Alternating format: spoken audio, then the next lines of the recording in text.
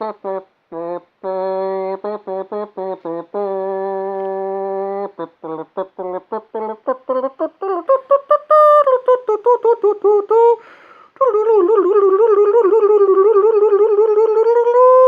I overplayed that. Bonus video time! That wasted 20 seconds of video, and me talking is wasting more. Right. This, I don't know how long this will take. This may even be longer than the original episode 11. Let's see what happens. I am going to put miniatures in front of the camera and ramble. This is the format I have chosen.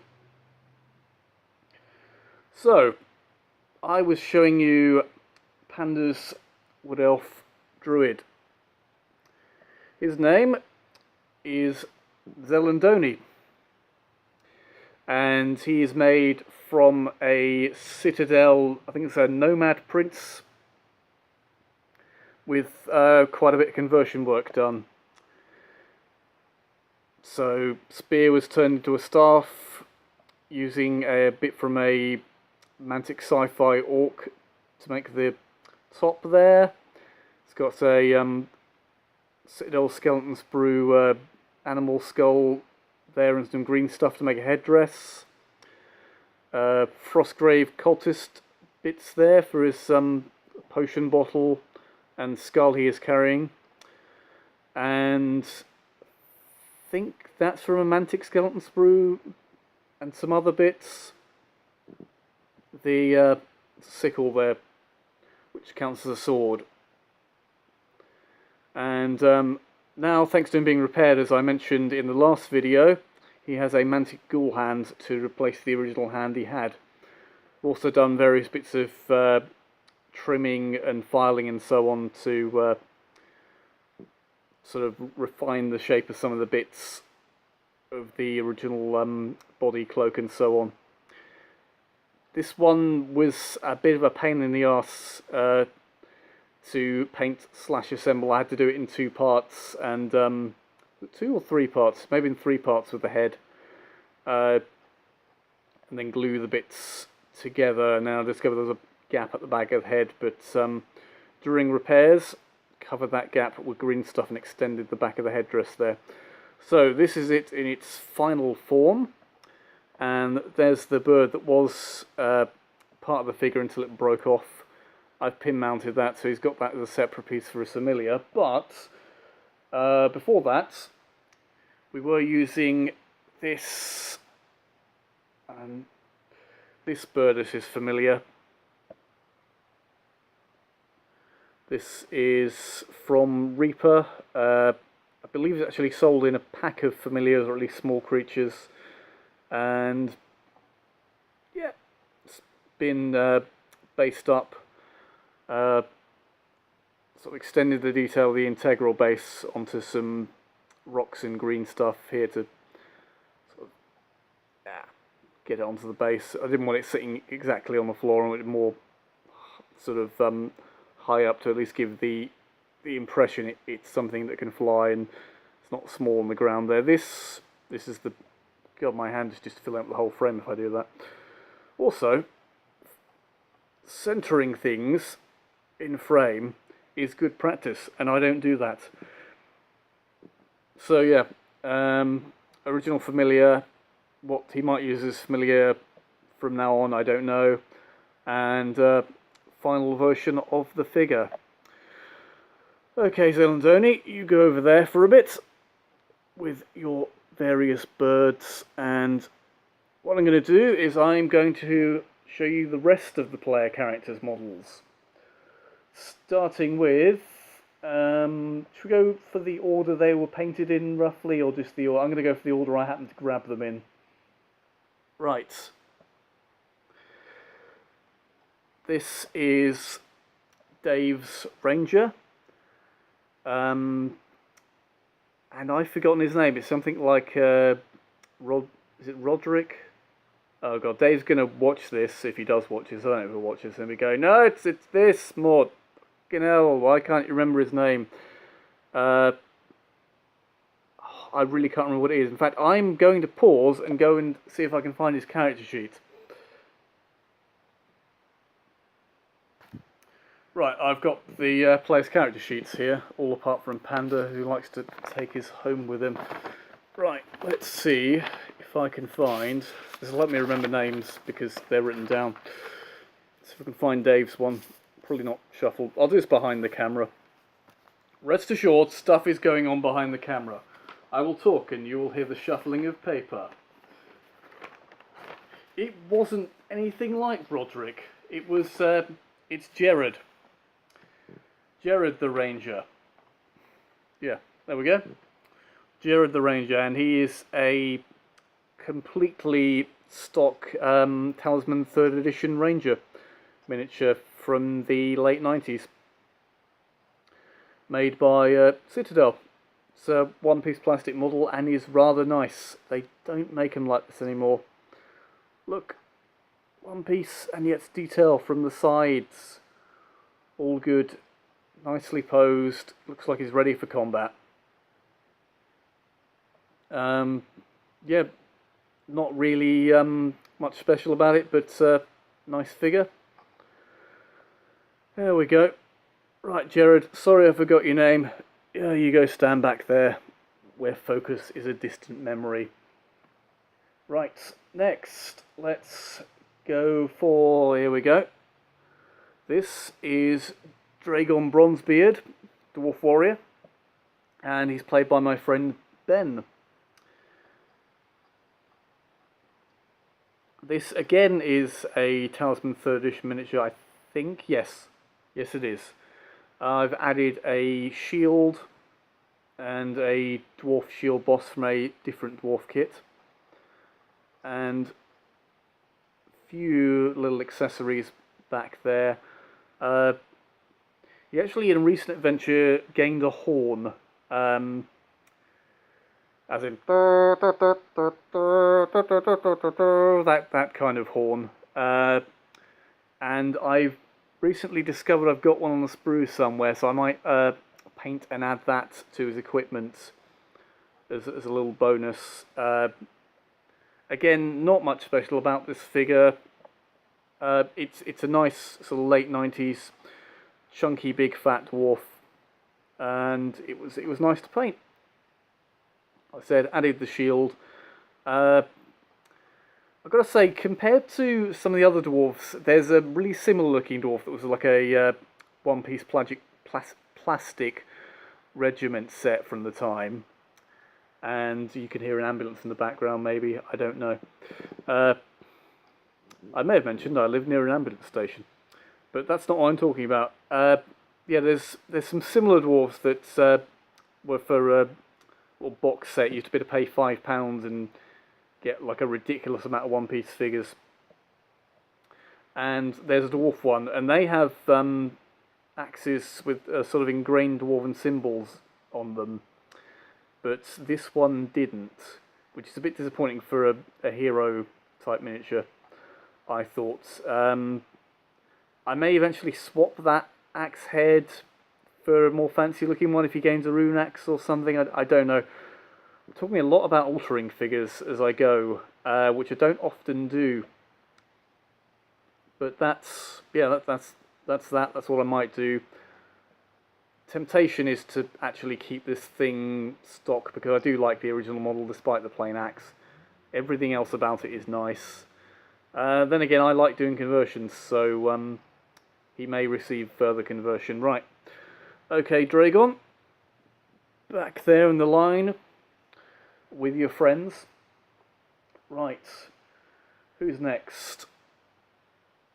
This is Trev's elf, Hlekjar, who has appeared in many previous videos, and looks a bit odd in this lighting. There we go. He, as I've mentioned before, is a converted HeroQuest elf. It's been rebased, added a Mantic dwarf shield there, bow from Wargames Factory Skeleton Sprue, and otherwise I think is not converted, that I remember. No, that's pretty much stock apart from that. And he's sort of inspired by Link from the Zelda games, and a couldn't really find something that looked quite like it, but he's got a Space Marine transfer on his shield there, because it looks a bit like Link's shield symbol with the Winged Triforce thing. This is a Blood Angels thing. We'll somehow work that into his background. It's some kind of family crest or something. I don't know. Things will happen as the game goes on. Right, so Lekyar can go back there. And who else have we got? Right. This one was a bit more conversion work. This is Andy's character, Veronica the Cleric. And she is converted from a Ralpatha miniature that was supposed to be a sort of Ralpatha Europe, I should say. Sort of Xena knockoff miniature. Rather nice miniature. And I'll go back to miniatures that look like Xena later. And Andy is a fan of Felicia Day, so I did some conversion work to this model to make it look somewhat like Felicia Day's character Codex in the web series The Guild. And yep, she's a cleric. So yeah, Ralpatha Europe miniature for the base. Frostgrave Cultist hands slash well, that was a spear originally, and the staff head there is made from, I think it's a Mantic Skeleton axe and something else, off which I cut a little bauble bit for the top of the staff there. And yeah, painted to look like, somewhat like Felicia Day's character, Codex in the Guild. Right. That's nearly all the original party. Well, a couple more to go. Right. So, this is a hassle-free minstrel with a little bit of conversion work done. I've added a sword from, I think it's a Wood Elf Dragon Rider on the back there, to make El Everich, the half-elf bard, played by my friend Paul, who has been absent from the last couple of games, but he was part of the original trio of characters, which was these three at the beginning of the campaign. That was the player party. Let's go back there. Yep, so yeah, he's hassle-free minstrel, sword added to the back. Base looked a bit plain as I was working on him, so a little bit of card stuck down, painted to look like a note or perhaps some like a music sheet, since he's a bard. Quite a nice little miniature that. Yeah, not really much to say about that one. Oh, background-wise, yeah, he's a half-elf, and his entirely elven brother is Lekyar. That's how I linked bringing Trev's character, linked Trev's character into the game. There we go. So yeah, they're half brothers. Them two. Right. You go over there, and you go over there. It's all lined up at the back there. Right.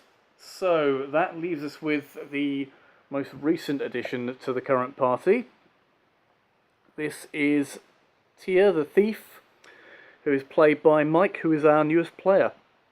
This video has been going on for nearly 15 minutes now, so this bonus video is longer than the original.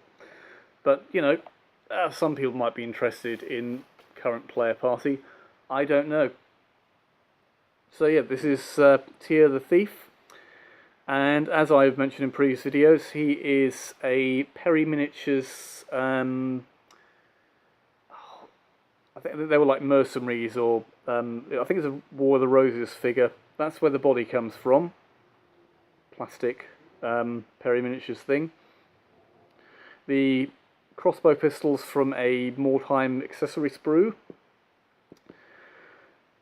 The sort of sack of, with Establishing Game, he's got little bottles of poison in there, skull and crossbones on there, and the dagger, and that little bit of equipment on his back there are from a Frostgrave cultist, as is his head and the 2 arms and the dagger. So yeah, this is kind of very much a kit bash of a thing together to get a nice thief figure of what he wanted for the game. Quite pleased with that. There we go. You go stand over there. And now we get into... Well, actually, I'll go for one more thing first. Right. This is the pack horse, what they done hired. There's also a cart that I may have shown in previous videos that goes with him now. Because they bought a cart for him to pull. This is a poor, strained pack horse. So the horse is, I don't know what range it's from or who made it, but I got it in a box of junk from a friend of mine who used to run a gaming store and now runs a different kind of shop. I had some stuff lying around. Yeah, it was a nice sort of horse. I think it might have been a smaller scale, but this works quite well at this kind of scale as a one of those little pack horse type horses. So what I did is I covered the saddle with bags from various things. I think these are from a sort of military model accessory sprue of like baggage and stuff. And actually, come to think of it, so is that. That little pouch is from some Mordheim stuff, I think. Filled the gaps with green stuff and painted up, and yeah, got ourselves a pack horse. Go over there. So yeah, that's there, all lined up beyond the range of focus. There is the current party. Now we have 2 players, well, 2 potential players who have not played with us yet. And these are their miniatures, so consider this a bonus on top of the bonus video. This is a cleric that has not yet... I think it was played in a previous campaign by my friend Adam. And I don't actually currently have a character sheet for him, but I think his name was something like Father Maximus. And... yeah, this was a Warhammer-based campaign at the time. So he's a cleric of Sigma, or Sigma warrior priest, so to speak. He'd be something different in your campaign because it's not set in the Warhammer world. And this is a War Machine mercenary figure, who I think originally carried a gun, but with a bit of conversion work, he now carries a massive 2-handed hammer of smashing things into very small pieces. That's from Empire Knight sprue, I think. Somebody could correct me in the comments, but nobody probably will, because nobody watches this. And the book on the back there is from a Flagellance sprue. And apart from that, it's the paint job that makes him look a cleric in heavy armour. Right, so I mentioned Xena type of miniatures. I originally got this one because I like Xena, and I wanted a Xena miniature.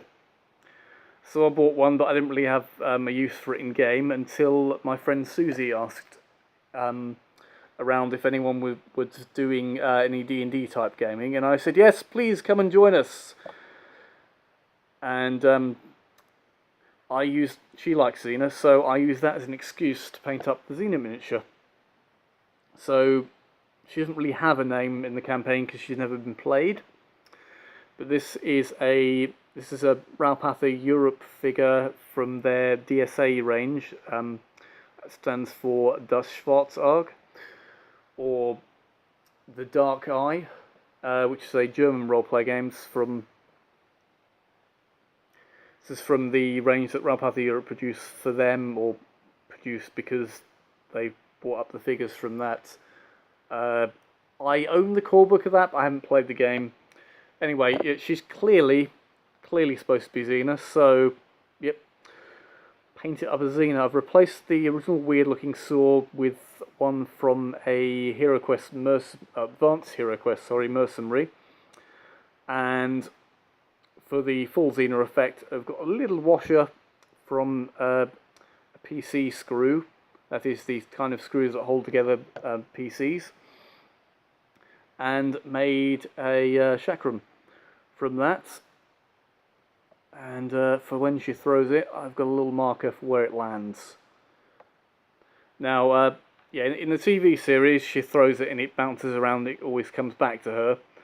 But I don't want her to be able to do that at lower levels. I want that to be something she earns as a skill. This video is over 20 minutes long now. I've just noticed the little ticking clock in the corner of my screen, which you cannot see because you're not seeing things through my eyes, but through the final product of this video. Anyway, you don't need to know that kind of detail.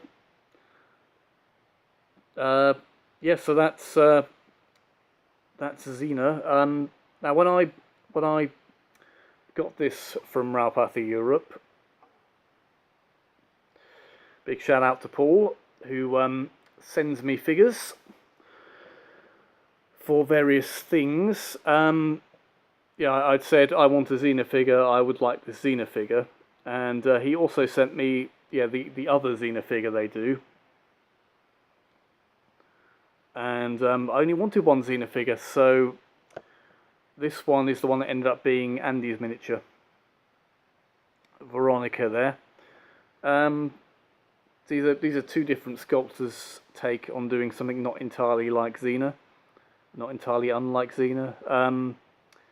Yeah, so you can see they've got a kind of similar look to them, but they're not the same figure. They're a bit different. She's a bit slimmer. She's a bit more sort of athletic looking, which is why I in the end used her as the figure, because I feel she's built a bit more like Lucy Lawless. And yep, that's what happened there. So, wow, this may be the longest video I've done for this, and it was just supposed to be a little bonus extra on the end of another video. 23 minutes long nearly. Let's stop and say goodbye.